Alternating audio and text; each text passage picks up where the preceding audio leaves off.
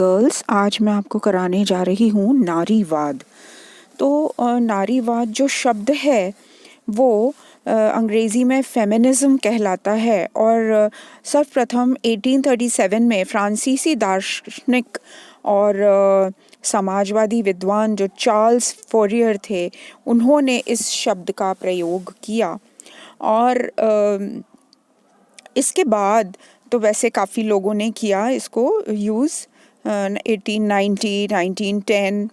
तो सर्वप्रथम उन्होंने ही किया था और अपनी उत्पत्ति के समय से ही नारीवाद शब्द का जो प्रयोग है उन सभी विचारों और आंदोलनों के संदर्भ में किया जाता है जो नारी के लिए अधिकारों की प्राप्ति से संबंध रखते हैं।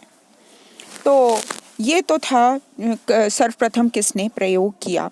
और अध्ययन सुविधा की दृष्टि से संपूर्ण पाश्चात्य नारीवाद आंदोलन के इतिहास को हम 3 कालखंडों में विभाजित कर सकते हैं। पहला कालखंड है 19वीं सदी से लेकर के और 1960 तक। दूसरा है 1960 से 90 तक। और फिर है तीसरा कालखंड 1990 से वर्तमान काल तक।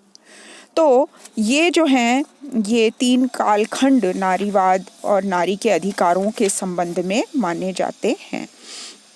एक मोटी परिभाषा यदि हम नारीवाद की लें तो उसमें हम मैरियम वेबस्टर की परिभाषा जो है वो आपको बता सकते हैं, जो कहती हैं कि नारीवाद योनियों की राजनीतिक, आर्थिक तथा सामाजिक समानता का सिद्धांत है। यह नारियों के अधिकारों तथा हितों के लिए की जाने वाली संगठित क्रियाशीलता है। और उसी तरीके से कात्यायनी ने भी कहा, नारीवाद स्त्री मुक्ति चिंतन की महज एक विचार सारिणी है और कुछ भी नहीं। तो इस तरीके से परिभाषाएं अनेक हैं, लेकिन मैंने आपको बहुत ही जो इम्पोर्टेंट वाली हैं वो बताई। अब आते हैं हम नारीवाद की प्रकृति एवं विशेषताओं पर। तो पहली विशेषता है नारीवाद की कि पुनर्जागरण आंदोलन का तार्किक परिणाम है नारीवाद। अब ये जो आंदोलन है ये 1789 में हुआ था फ्रांस में और इसी समय जन्म हुआ नारीवाद का।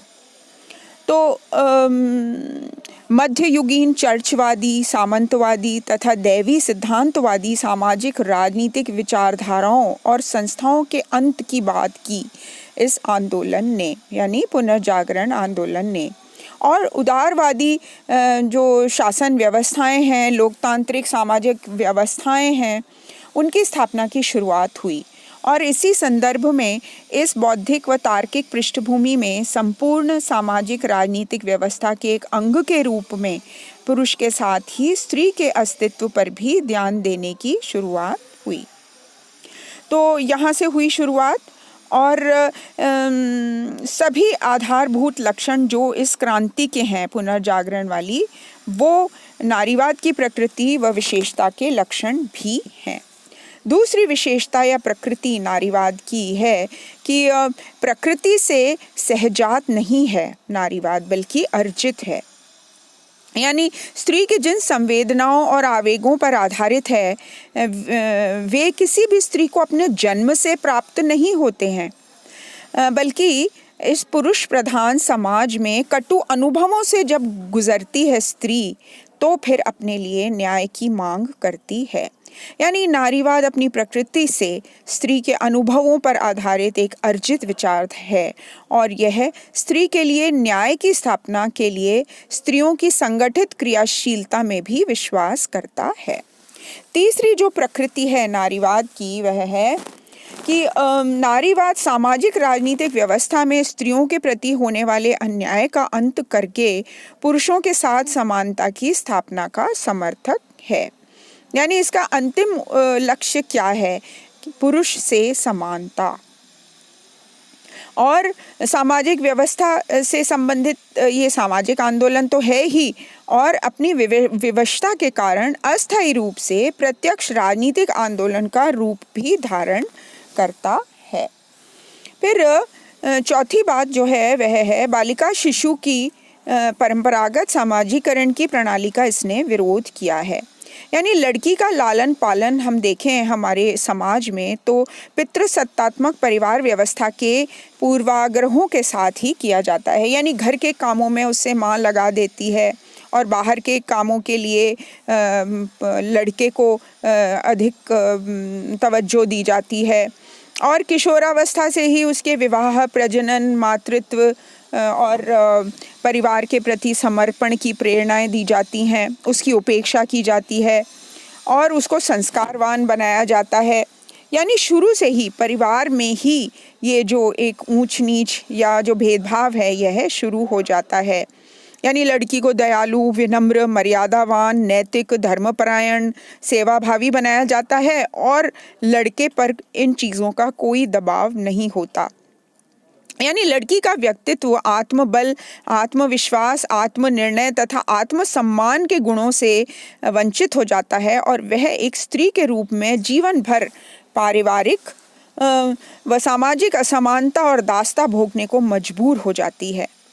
तो सिमोन दे बोवर ने अपनी पुस्तक दूसरी योनि यानी द सेकंड सेक्स 1949 में लिखा है, स्त्री पैदा नहीं होती अपितु बना दी जाती है।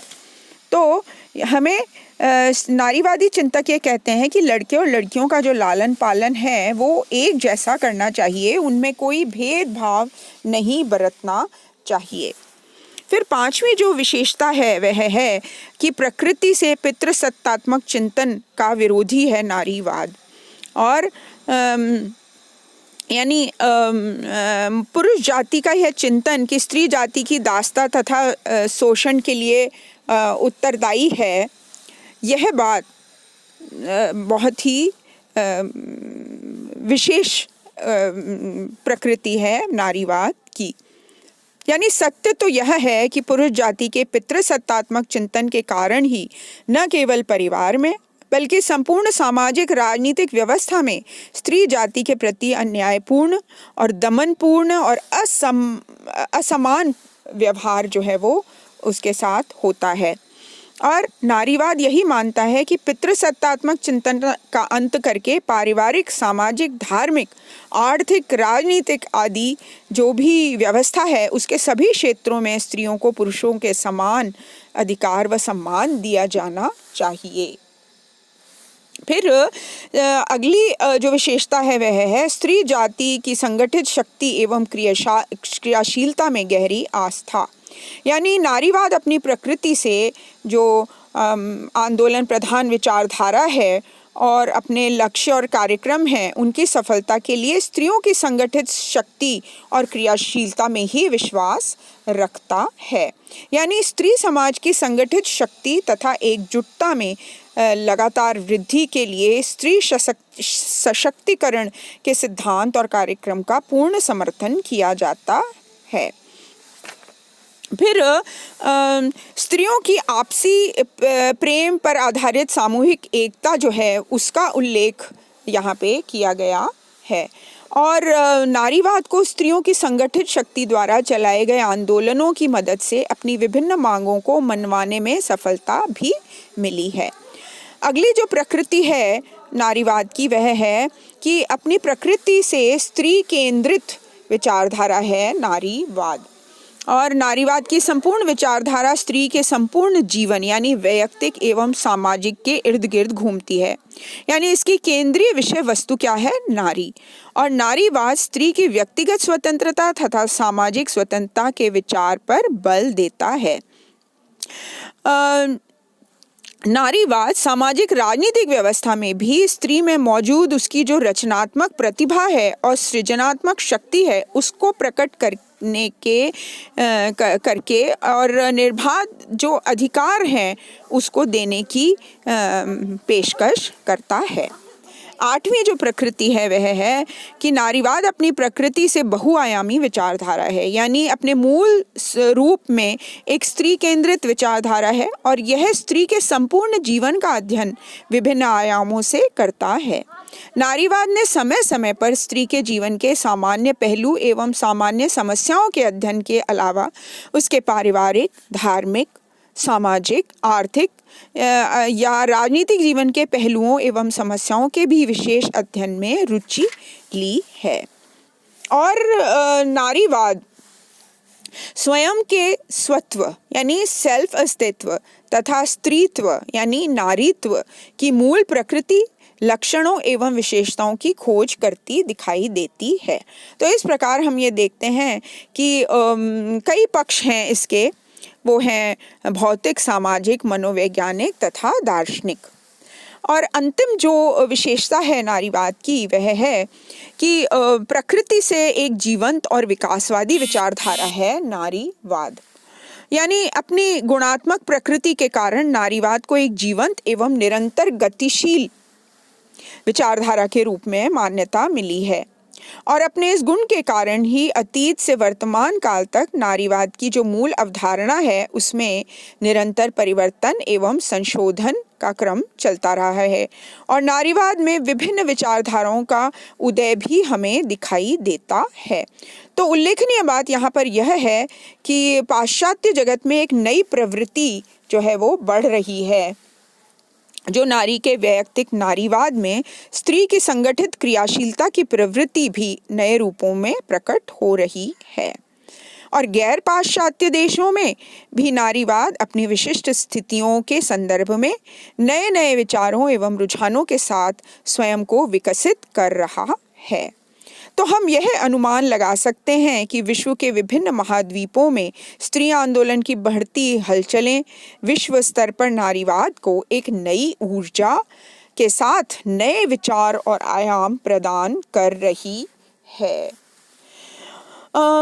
तो कंक्लूजन क्या निकलता है कि मूल प्रकृति से नारीवाद नारी समाज का एक आधुनिक बौद्धिक चेतना वाला आंदोलन है। और यह विचारधारा पितृसत्तात्मक सिद्धांत एवं चिंतन को स्त्री समाज के शोषण और दमन के लिए उत्तरदायी मानती है। तो नारीवाद स्त्री के यथार्थ अनुभवों से उत्पन्न विचारधारा है, यानी स्त्री के लिए कोई सहजात प्रवृत्ति या विचार नहीं है।